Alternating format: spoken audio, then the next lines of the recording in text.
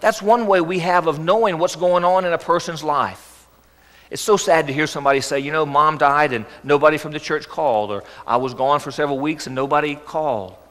Part of what we have to have is an awareness.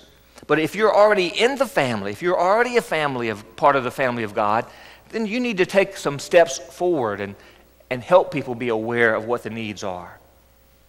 But here's a good prayer. Lord, open the eyes of my heart that I might see what the needs of those around me are. So awareness, having an awareness. The second thing is this. Being aware is not all that you need, because sometimes you can be aware of somebody's need and not care. So the second thing that you need is compassion. In order to be a servant, you need compassion. But a certain Samaritan had compassion on him. Now, you know the word compassion. Compassion and pity are not the same thing. You know, pity the fool, okay? You may pity the fool, but that's not necessarily compassion.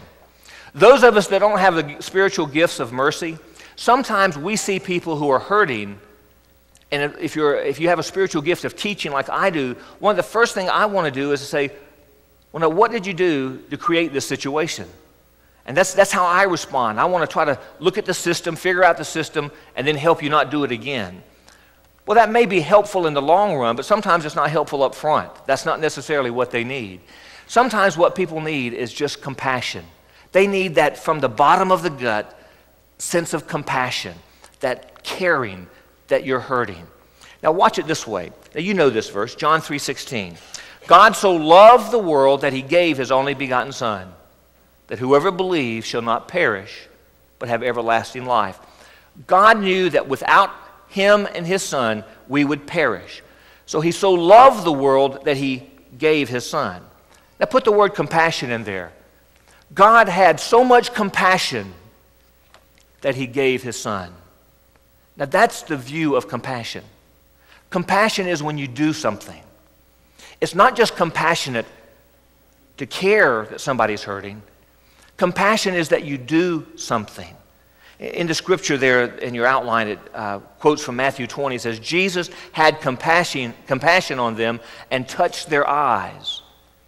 When the Bible talks about Jesus having compassion, it usually will talk about Jesus then doing something about the compassion that he had. Now, it's great to know somebody's in need, and it's great to feel deeply about that need. But the next step is that you do something. That's what compassion is. Take a look at the third one. To develop a servant's heart, you need consciousness, you show compassion, but you also make contact. That is, you draw close. It says, he went to him. The Samaritan went to the man. Now, there's a part of us that in our society, we might would have called 911. I understand that. You can't really compare the situation. But there is a part of when people have a need, sometimes the way that you meet the need is you just got to draw close to them. How many of you have ever done this yourself? Let's confess first. Somebody looks at you and they say, how are you? And what do we say? Fine. Just fine. In my office, on my sofa there in the office, I have a little pillow of a cow upside down with his feet up in the air saying, fine, really, I'm fine. Rigor mortis set in, fine. Listen, how many of you have ever really said that? I mean, you know, there's something, you know, you just had a tragedy in the house, something's going on, and people look at you and you say, how are you doing? Fine, just fine. Now, you try this sometime. When you're asking someone, how are you doing, and they say the typical mantra, fine, just fine, you be close enough to look into their eyes, and you hold their hand just a little bit longer and say, really, how are you doing? In that moment, I think people are looking to see, are your eyes looking at their eyes, or are you looking over them at who's coming next? Are you looking around for what's happening next? The reason we say fine, just fine, because we don't know that people really care.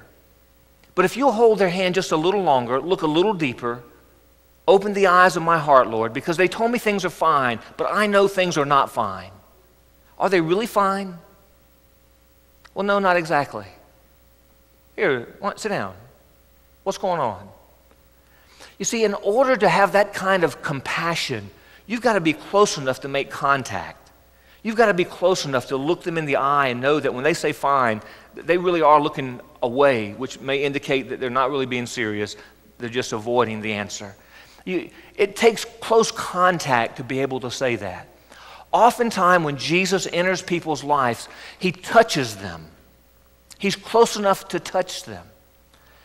Now, there are times when we know someone who's lost a loved one. Maybe they've lost a child, or they've lost a grown child, or they've lost a mom or a dad. And those are tough times. And some people handle it better, and some people handle it not so good. And I often hear people say, you know, I didn't know what to say. We went to the funeral home. We didn't know what to say. We went by the house. We didn't know what to say. As a pastor, could I help you out? If you don't know what to say, saying nothing says an awful lot.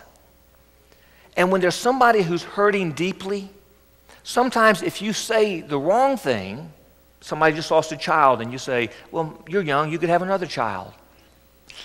You just turned the knife again. You didn't mean to do that. Let me encourage you. When you don't know what to say, that may be a divinely inspired moment. Don't say anything. Come up close to them. Put your arms around them. Whisper into their ear, I'm sorry. I'm so sorry. What if I start crying? Oh, they'll think I'm a blubbering idiot. They'll think you're a blubbering friend who cared enough to come close to them and say, I'm sorry. I'm so sorry. You don't have to say anything, but sometimes you do have to come close enough to touch them. You do have to be close enough to hold them. You do have to be close enough to pat them on the back.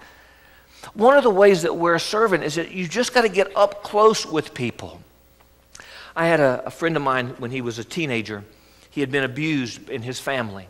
And so whenever I'd come around and I'd go to hug him, he always ducked. He ducked. Why did he duck? Because he was used to a man's hand coming at him with a fist. And so one day I just pulled him up next to me and said, you will never, ever have to worry about my hand doing anything but hugging you or patting you. You'll never have to worry. You know, sometimes to be a servant, it's not some giant mountain you have to climb. Sometimes being a servant is just that you're aware of what the need is, and you have compassion, and you draw in close enough to be in touch with people. But realize that oftentimes being in touch with them goes back to number one, that awareness, that you're listening not just to what they say, but you're listening to what they're not saying. The fourth thing is, if you want to develop a servant's attitude, you offer care. That's what the Samaritan did. He bandaged his wounds, pouring on oil and wine. By the way, this is just one of those interesting Greek words. The word wound is the word traumata. Traumata. He bandaged his trauma. Now, you and I are probably going to come across a lot of people this week who have had significant trauma in their life.